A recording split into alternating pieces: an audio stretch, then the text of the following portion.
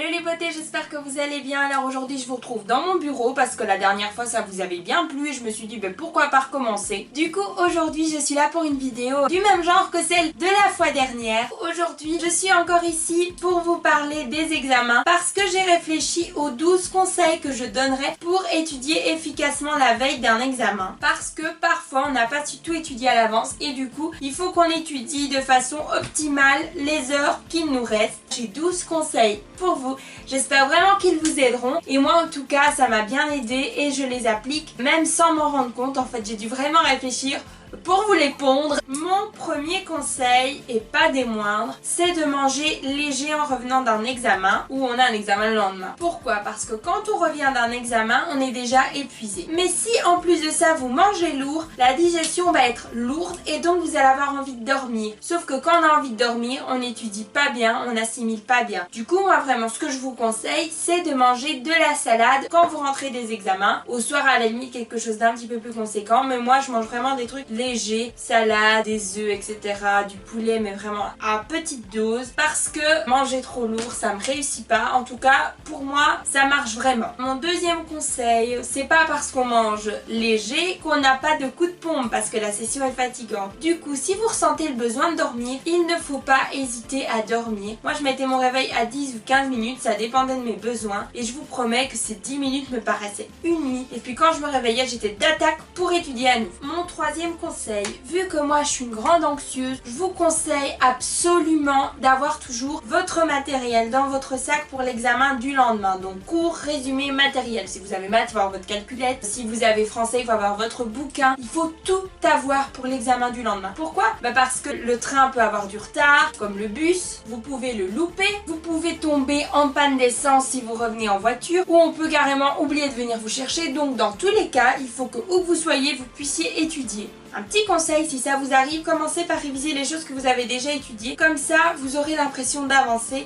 et vous serez moins stressé quand vous rentrerez à la maison parce que ça vous aura semblé passer plus vite parce que vous connaissez déjà cette matière. Quatrième conseil, découpez dans le planning détaillé dont je vous ai parlé dans ma dernière vidéo parce que ça nous motive, ça nous donne toujours l'impression d'avoir fait quelque chose entre l'étude et la relecture ou même quand vous revenez d'un examen, ça fait plaisir, c'est fait, c'est oublié et franchement moi ça me motive et ça me donne du punch pour l'après-midi. Je me dis oui, imagine dans 24 heures je pourrais retirer tout ça de tout ce cours et puis ouf, il sera oublié. Wow. Cinquième conseil, offrez-vous des cadeaux. Alors vous allez me dire, mais qu'est-ce que tu me racontes? Eh bien moi, quand c'est les examens de Noël, je m'achète chaque année un calendrier de l'Avent. Et je ne prends mon chocolat qu'en revenant de l'examen parce que c'est pour me récompenser de l'avoir réussi ou tout simplement d'y avoir été et d'avoir donné le meilleur de moi-même. Je vous promets, ça me donne une motivation de fou. Ou quand c'est l'été en général, en rentrant je mange une petite glace aux Snickers parce que je trouve ça trop bon. Et je sais pourquoi je la prends en fait, parce que dans ma tête j'ai planifié ça comme ça et donc ça me fait encore plus plaisir. Mon sixième conseil, c'est de continuer le sport le matin parce que le sport va vraiment vous donner du punch pour votre journée. Et moi même quand je fais mon sport, j'ai mes feuilles à côté, je sais quels sont les points et je peux réciter tout ça en faisant mon sport. En plus de ça, l'été arrive, alors tant qu'à faire. Septième conseil, le plus important pour moi, ne pas hésiter à relire dans le train, dans la voiture, dans le bus. Parce que pour moi, avant d'aller à l'examen, j'ai vraiment besoin de tout relire, ou du moins les choses dont je doute, parce que parfois il y a des cours comme ça où on sait pas tout relire.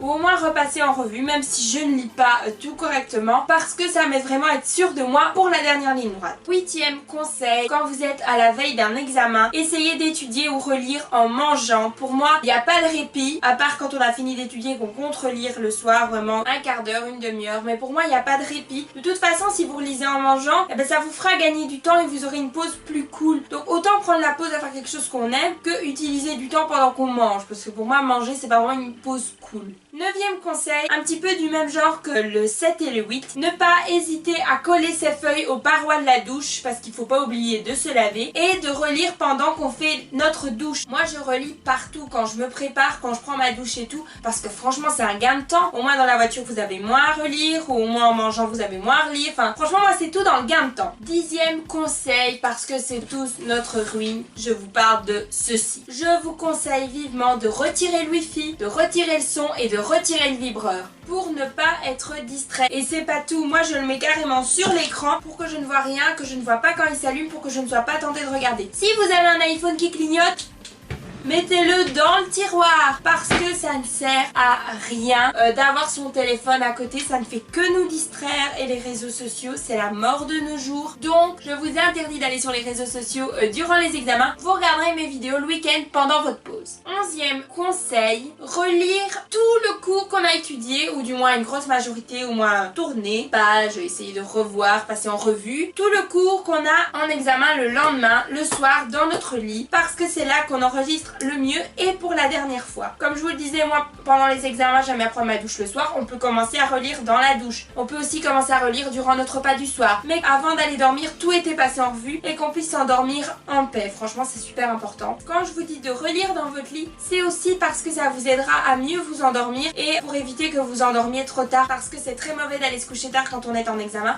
parce qu'on a besoin de notre nombre d'heures de sommeil. Et 12e et dernier conseil, gardez l'ensemble de ces feuilles de cours à portée de main durant la nuit parce que moi ça m'est déjà arrivé de me réveiller en angoisse parce que j'ai trop l'impression d'avoir oublié ou de m'être trompée en récitant la nuit dans mon sommeil. Alors je dois vite allumer la lampe, prendre vite les feuilles et me rassurer comme ça. Moi je trouve que c'est important, il faut pas se faire des angoisses parce que si je vérifie pas, je sais que je ne dormirai pas et il faut que je sois en forme pour le lendemain quoi. Alors voilà, je sais que je suis un petit peu dure quand je parle d'examen et tout ça parce que pour moi il n'y a pas de répit. Maintenant tout le monde ne fonctionne pas comme ça, mais il faut savoir que j'ai jamais eu d'examen de passage dans tout mon secondaire. J'ai jamais eu d'échec à un examen, à part une fois on n'avait pas eu les bonnes bases l'année d'avant en maths et mon échec était vraiment minime. Le prof nous avait vraiment fait carburer l'année d'après donc on ne suivait pas. Mais en règle générale j'ai toujours fonctionné comme ça. Je me suis toujours donné à fond pendant mes examens et j'ai toujours eu des vacances de rêve parce que pour moi c'était impossible, inconcevable d'étudier pendant l'été. L'été c'est pour s'amuser, on est jeune alors faut franchement réfléchir. Même si l'école ça vous ennuie, moi ce que je vous conseille vraiment de faire c'est de vous donner à fond l'année durant votre session et tout et puis de profiter pendant l'été parce que l'été c'est fait pour ça. Maintenant oui il m'arrive aussi de faire des activités durant l'année mais j'essaie vraiment de me donner à fond et franchement ça marche. Même si vous avez l'impression que j'exagère en disant relisez dans votre douche, relisez dans votre voiture, relisez dans votre lit,